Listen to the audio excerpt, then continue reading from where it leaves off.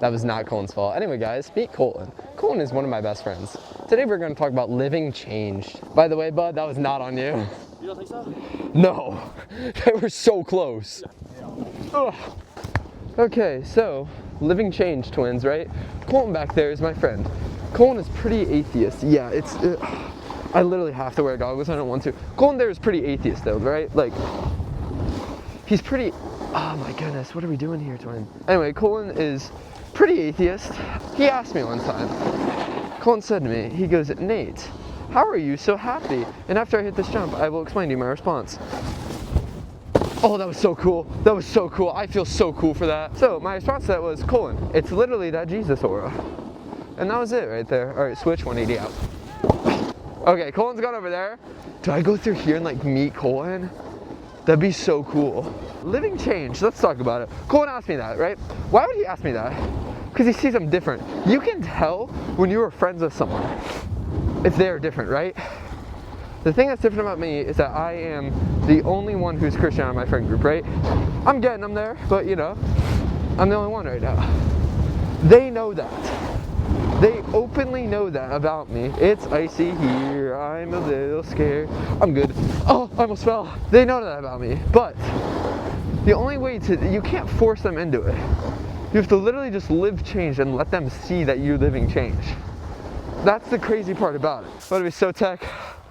Ugh. No one snake me, good boys. Oh, it's so gay, dude. I look so dumb. All right, pipe time. I don't care, dude. Oh my God, I'm so cool. I'm not cool anymore, man. All right. Anyway, so living change is like the thing that converts your friends, right? So living change is the thing that converts your friends, right? That's my thing. That's my shtick. That's my spiel.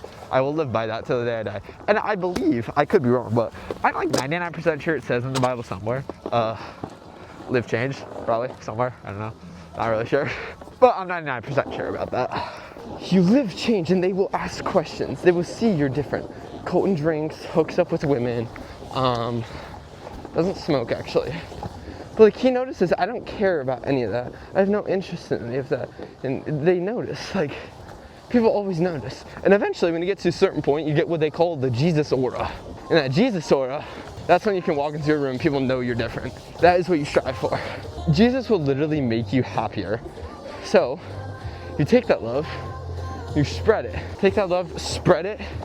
You take that love, put it into your love for your friends. Now, let's talk about another thing. If you want to convert your friends, you don't do it by being like rude to them or anything, right? Like, come to them out of a place of love and discernment. Got a few verses for that here.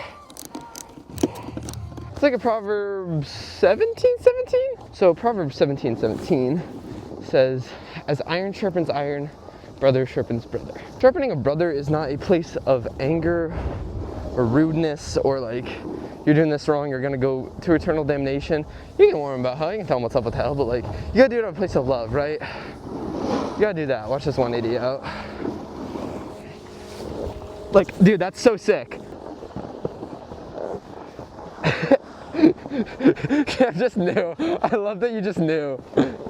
Let's call that brotherly bond right there. Yeah, I'd bleed out right here. Represent, dude. Like, have that cross on your neck. But also at the same time, if you're like not a good Christian, I shouldn't say that. But like, if you're not really living for Jesus, I would recommend you don't have it, because that gives people a bad rep, right? People start thinking that like every Christian's fake then. And that gives us a bad rap, and I wouldn't recommend that. I wear one personally. They know I'm about it though.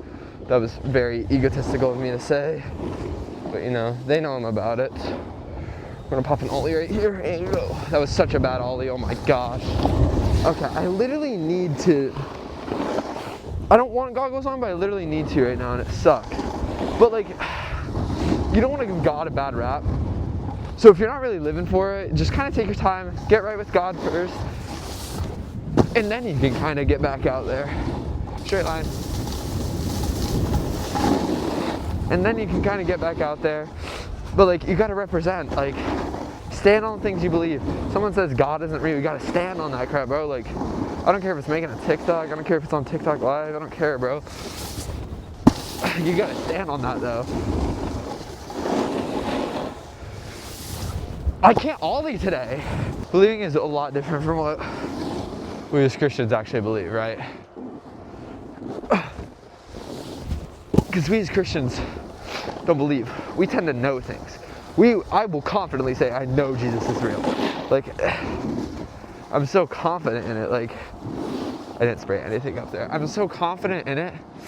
Like, I just know. Did Colton take a tumble? Oh, never back down. Like, Nick 30, bro. Never back down, never what? Anyway, I want to talk about Proverbs again. When you go to your brother, to your friend, your brother, to kind of tell them, like, they're wrong about what they're doing, you can't do it like that. You gotta come to them out of a place of discernment and love. Because if you come to them out of a place of like, hey, you're an idiot, you're stupid, it's only gonna push them away more. And Jesus is love, right? So you're gonna represent that love of Jesus. By doing that, you're representing that love. He's gonna try to spray me, it's not gonna work. Hey! You actually got a good one. That's pretty good, yeah. The more I just live differently, like the more he realizes. Like one time he told me, like, we went on a double date one time and he was like, dude, that felt so pure. And I was like, okay, I think I'm finally getting through to him now. That was when I kind of realized, like, I'm good, we're good. He'll get there. I just got to keep representing. Represent and the rest will follow. You are not in charge of changing their lives.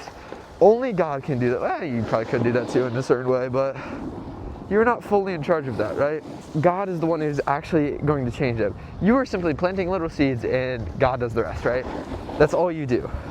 You come to that place of love though. I can't stress that enough because like, if you push them away more, they're just gonna be less and less interested. And that is a very bad place for them to be. It's a bad place for you to be. Because first off, they're going to stop liking you. Second off, they're going to stop liking Jesus. And that is something you do not want. Hello. I think that was a good sermon. Colton took a tumble back there. Yeah, it took a tumble. I saw it.